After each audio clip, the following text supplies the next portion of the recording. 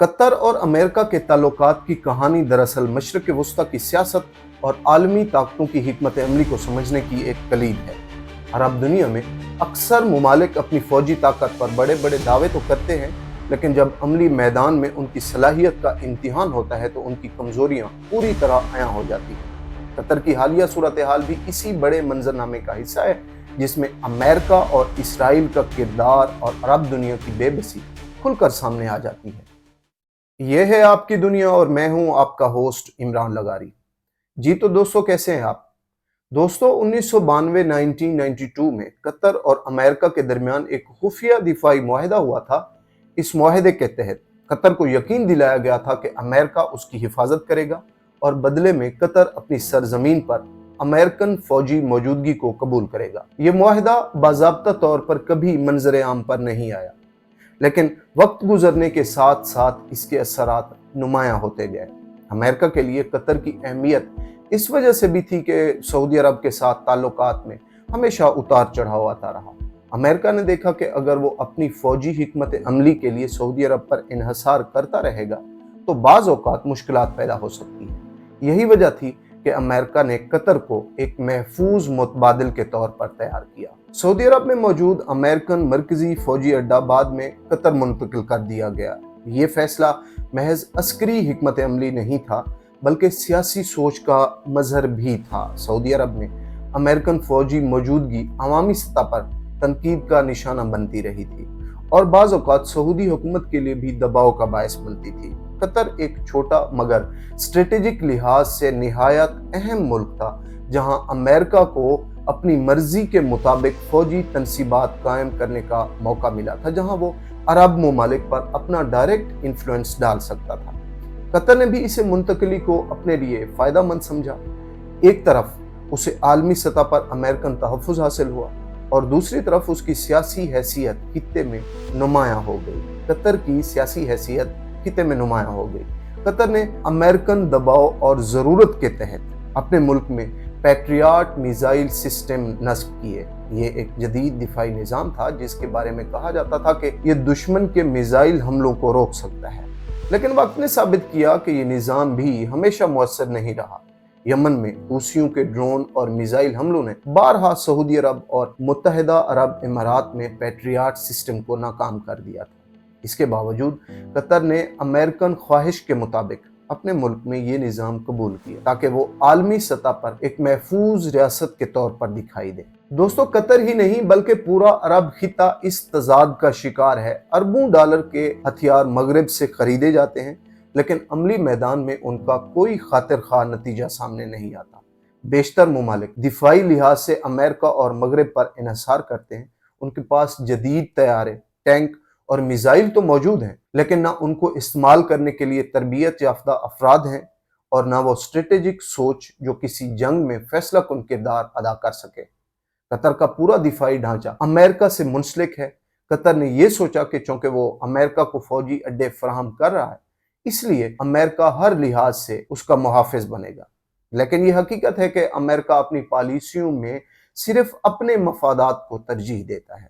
अगर कभी कतर का तहफ़्फ़ुज़ अमेरिकन मफादात से हम आहंग ना हुआ तो अमेरिका फौरन अपना रवैया बदल सकता है। इसकी सबसे बड़ी मिसाल 2017 का बहरान है। 2017 में कतर पर सऊदी अरब, मुत्तहिदा अरब इमारात, बहरीन, मिस्र ने अचानक पाबंदियां आयद कर दी, उसका बाइकाट किया। उस वक्त कतर को सबसे ज्यादा सहारा तुर्की और ईरान ने दिया। अमेरिका ने खुलकर कतर का साथ ना दिया।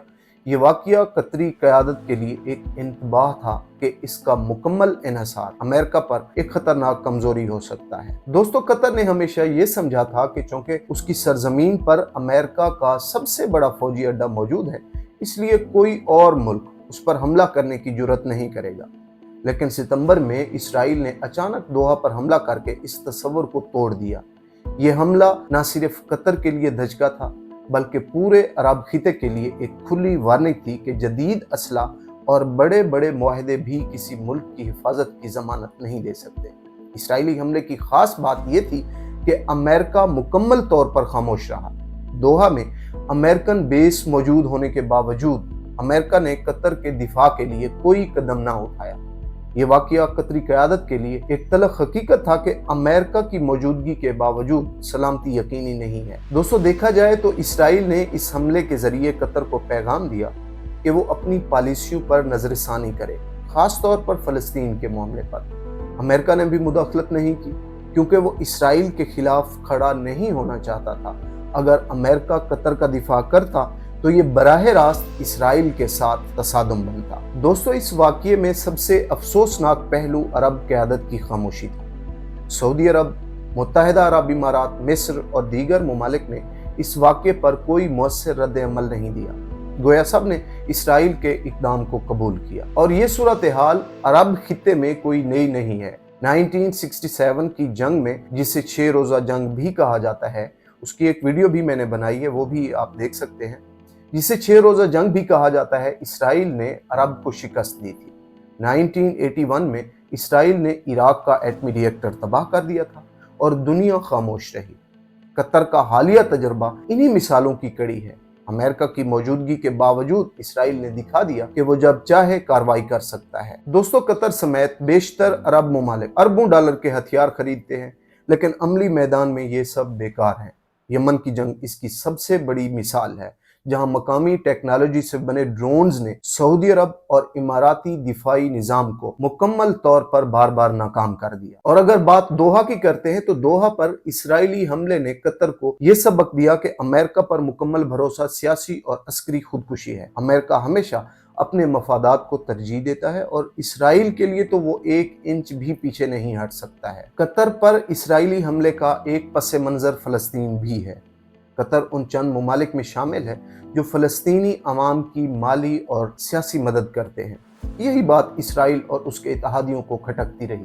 मगरिब की पॉलिसी हमेशा दोगली रही है। एक तरफ फ़लस्तीनी अवाम के हक़ के खुद इरादियत की बात की जाती है, लेकिन दूसरी तरफ इसराइल को हर किस्म का तहफ़्फ़ुज़ दिया जाता है, उसको हर किस्म की प्रोटेक्शन दी जाती है। कतर के खिलाफ कार्रवाई इसी तनाजुर में देखी जा सकती है कि जो भी फ़लस्तीन के साथ खड़ा होगा उसे सबक सिखाया जाएगा। कतर पर हमले के बाद एक बार फिर यह हकीकत सामने आई है कि अरब हुक्मरान अपनी बका के लिए मगरिब के रहमो करम पर है। अरब दुनिया में इत्तेहाद का फुक़दान है। हर मुल्क अपने मफादात के लिए दूसरे को कुर्बान करने के लिए तैयार है और अरब की अस्करी ताकत सिर्फ दिखावे तक महदूद है। दोस्तों, कतर का मसला फ़लस्तीन के मसले से जुड़ा हुआ है। फ़लस्तीनी अवाम दहाइयों से जद्दोजहद कर रहे हैं, लेकिन अरब दुनिया ने कभी मुत्तहद होकर उनकी मदद नहीं की।